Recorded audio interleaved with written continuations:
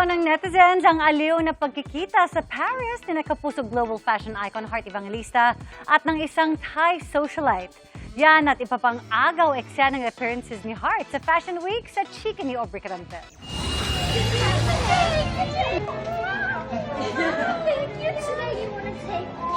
Kapuso global fashion icon meets viral Thai socialite. Yan ang cute interaction ni Heart Evangelista at Onsam Thai sa Paris Fashion Week.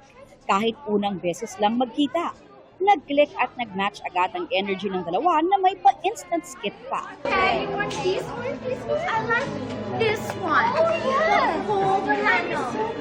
From one socialite to another, na-meet din ni Heart sa Paris ang tinaguriang Queen of Rich Talk, ang American luxury fashion influencer na si Becca Blue.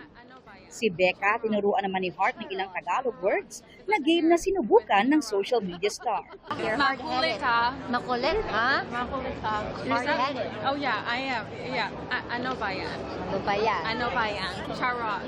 Charot. Charot. It's like parrot with charot. She's like my Duolingo. May moment din si Heart with other global personalities and fashion icons sa kanyang sunod-sunod na front row appearances sa mga exclusive haute couture fashion shows, kung saan agaw eksena ang kanyang curated high fashion outfits. Paano nga ba napupull off ni Heart ng transformation from outfits to hair and makeup, pati na accessories? Ginagawa lang daw nila yan sa loob mismo ng sasakyan sa tulong ng kanyang glam team.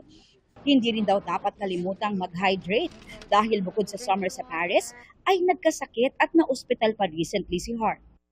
Bukod sa kanyang show-stopping fashion moments, patuloy namang naipapakita ni Heart ang kanyang bubbly personality, wit and humor as a host ng Kapuso original game show na The People Have Spoken na napapanood tuwing Sabado sa GMA Network. Aubrey Carampel, updated to Showbiz Happening.